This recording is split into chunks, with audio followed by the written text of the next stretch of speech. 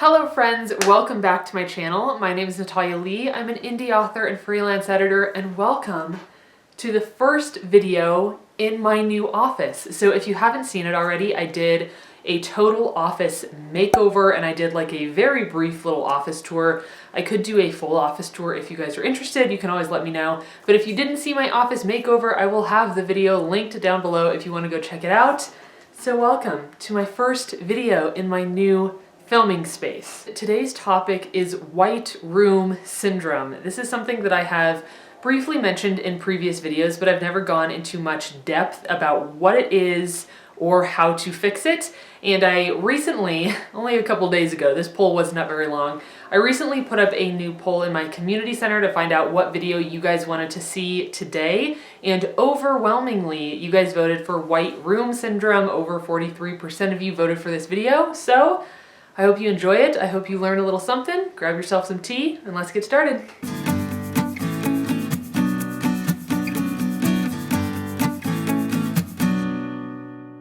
All right, I'd like to mention that my window is open. It is springtime here. It's getting warmer and the kids across the street are playing outside, screaming and having a good old time. So if you can hear them, that's what it is. Okay, so white room syndrome. I have had a lot of people ask me what this is, and I don't know if this is just a term that I learned like in my creative writing classes or where I learned this term from. I've known it for a while, but essentially white room syndrome is what happens when a writer forgets to, or for some reason avoids putting in any sort of sensory or setting description that would let the reader know where the characters or where the action is kind of happening. So we're lacking setting description. Readers can't picture where the characters are. They don't know what time of day it is. They don't know what season it is. They have no idea what's going on in the world around the action or around the dialogue. And this is called white room syndrome because essentially the story could be taking place in a completely sterile white room, white ceiling, white walls, white floor, and you would have no idea because there is no setting description going on at all whatsoever. And when this happens, it can be more difficult for your reader to connect with your characters. I actually recently put out a video on why readers might struggle to connect to your characters in your story. That will be linked down below as well. And white room syndrome also means that you're really missing out on an opportunity to infuse your story with atmosphere. And one of the perfect examples I feel like I can give you, and I know not everybody has read the Harry Potter books, but many people have. One example I have is Hogwarts. When I was reading those books, I felt like I was in Hogwarts. I could feel the castle around me. I could feel the classrooms and the weather, and it just felt so atmospheric that for me, Hogwarts was like a character. And that's what I always like to try to go for in my novels. I really want the setting and the place to feel like a character, or, you know, to just feel like it has emotion to it. And when you have a lot of white room syndrome going on, then you're completely missing out on that opportunity to bring your world to life and really make a character out of the setting. Okay, so now that you know what white room syndrome is, we're going to talk about ways that you can approach fixing it. And the first thing that I want to mention is that I don't want you to worry too much about this in the initial drafting phase. When you're writing your first draft, it's really about just getting the story on the page, figuring it out, you know, getting to know your characters a little bit better. So don't worry about, you know, needing to have this beautiful, like, fluent description of all your settings when you're writing the first draft. I don't think it's necessary because you're going to have tons of opportunity to go back and fix it. So number one is don't worry too much in the first draft, but this is something that you want to be on the lookout for when you go back through your first draft, your second draft, your third draft. And something that has helped me to really pick out when this is happening is actually taking a step back from my story and giving it some time to breathe. And this can help you in many different ways, just getting distance from your story before you dive right back into it. But if you take a break from your story and it's not as like vivid and alive in your mind, then when you come back to it and you start reading it again, you'll never read it as a reader would, because of course you're the author and you will read it differently no matter how much time is spent apart. but you will read it with more of a fresh perspective and fresh eyes. So sometimes I have caught issues, like consistency and timeline issues in my own books where, you know, it was daytime and then daytime and daytime and daytime and like nighttime never falls. Or, you know, it's daytime and then nighttime suddenly, and then we're back to day, but it's all within the course of the same day. And I know that those are kind of like timeline and consistency issues, but those are things that you'll pick up after you spend some time away. And it's the exact same thing with white room syndrome. So if you're coming into your story after you've, you know, put it on the shelf for a while, then when you get back to it, you're not going to be picturing the settings as vividly. So you're really going to be kind of depending on your story to feed you that information. And that's where you're going to be able to notice if you are lacking in descriptions.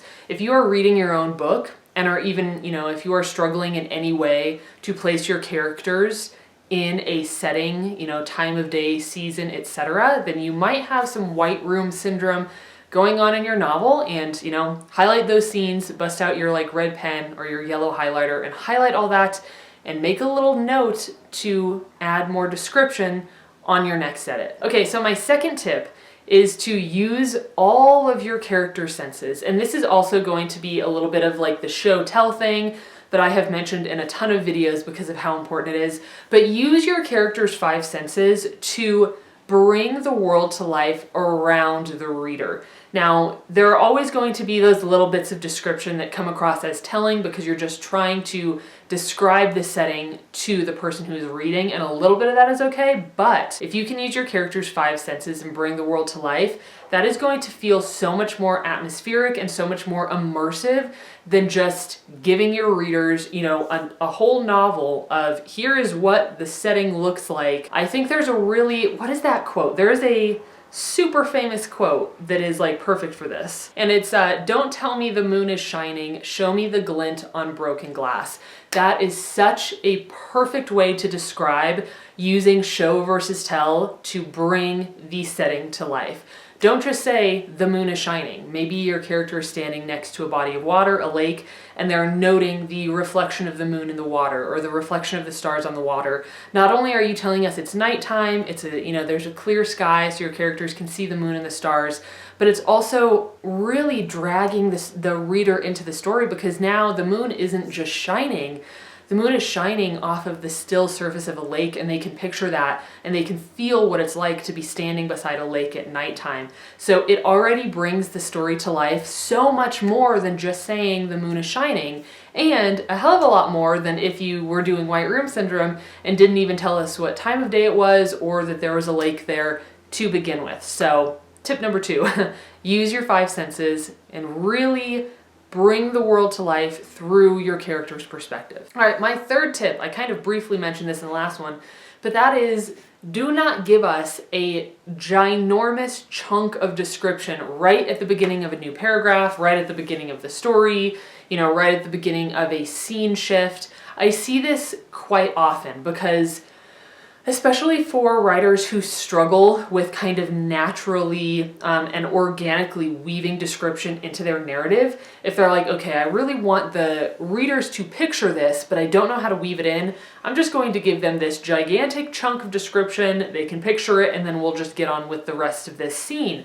But when you do that, it feels very jarring to a reader. A reader does not want to read through multiple paragraphs of description or multiple pages of description. You don't want to distract your readers from what's actually happening, and you also don't want to bore them.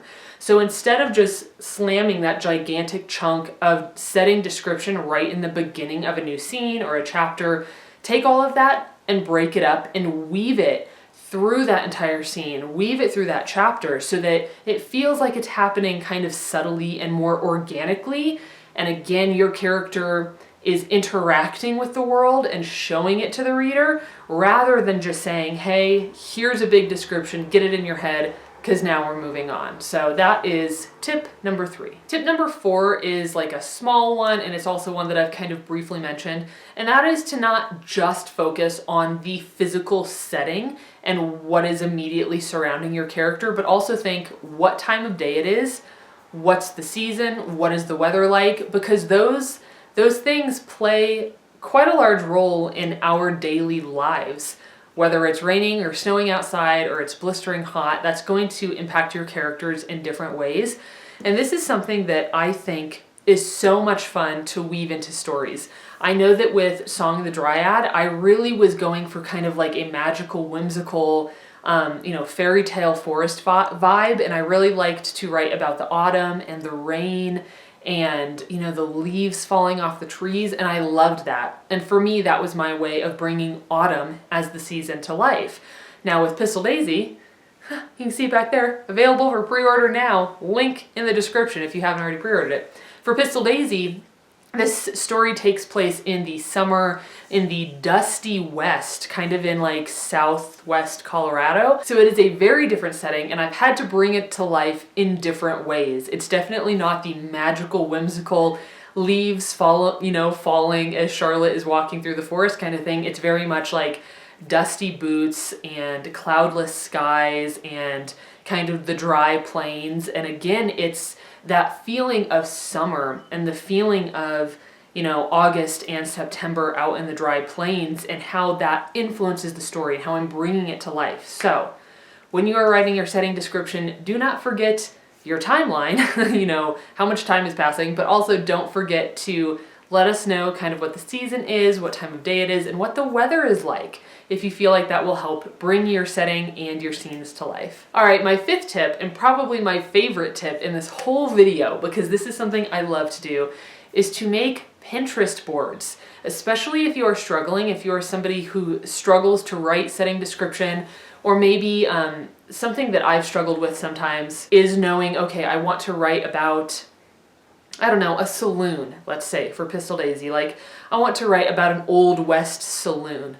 But personally, I've never been in a saloon from 1880, so it's sometimes very hard to picture what that looks like or to imagine what it feels like. So when I'm struggling like this, and I don't really know how to bring a setting to life, Pinterest boards save me every single time. So what I like to do is to create a Pinterest board for every book that I write, and then I like to create like subboards for different settings. So if you are interested, you can view my Pistol Daisy Pinterest board. It will be linked down below. I'll pop a few of the photos up on the screen here if you want to see some of the images that I have been looking at while I've been writing Pistol Daisy, while I've been kind of writing setting description and stuff like that. Again, if you're struggling in any way to write setting description, give yourself some time. Give yourself like a couple hours on a Sunday morning or something.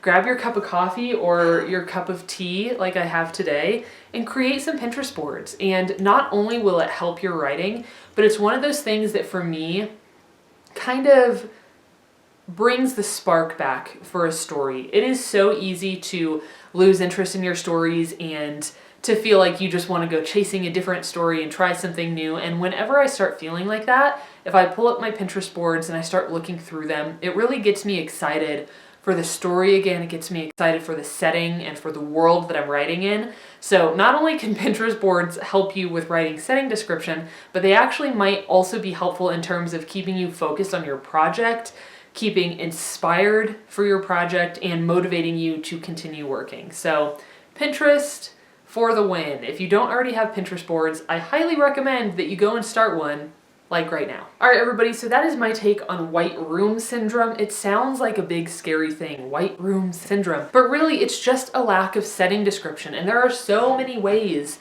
to infuse your story with setting and with vivid descriptions and atmosphere, and it's actually part of it's one of my favorite parts of the writing process is description. I really, really enjoy it. So I hope you enjoyed this video today. Thank you so much to everybody who voted in my poll. I know it wasn't up for long. I've only had it up for a few days, but thank you to everybody who participated. I will be posting a new poll, I think today on Friday, so that it'll be up for a little bit longer and more people can vote in it.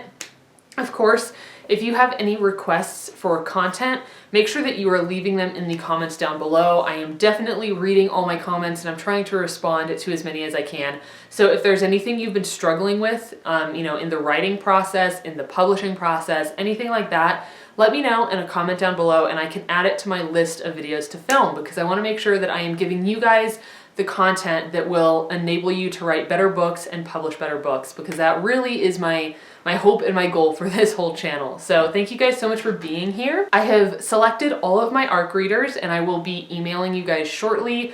If I haven't already, that email will be going out to let you guys know that you have been selected. So if you haven't received an email from me yet, don't worry about it. I will be sending out an email probably this weekend or something. I just have to get all my ideas and all my information together for you. But thank you to everybody who applied to be an ARC reader. I have an amazing selection of people right now. And like I said, Pistol Daisy is available for pre-order. It comes out June 9th. That's like less than 2 months away. It's going to be here so quickly. So if you didn't already know, I am a full-time freelance editor now. I do content editing, copy editing, and proofreading. I have also kind of expanded my services to working on like book blurbs, synopses, queries, stuff like that. So if you need help with anything that you have written, please check out EnchantedInkPublishing.com. We are also offering full formatting services now of both ebook, paperback, and hardcover, and they are gorgeous, absolutely gorgeous. The books that we are formatting and creating right now are absolutely beautiful. So if you are looking for a formatter, make sure to check us out. You can wait until the end of the video and click the link that pops up here, or like I said, just go to EnchantedInkPublishing.com. All right, everybody, thank you so much for your time and for being here today, and I will see you in my next video. All right, bye.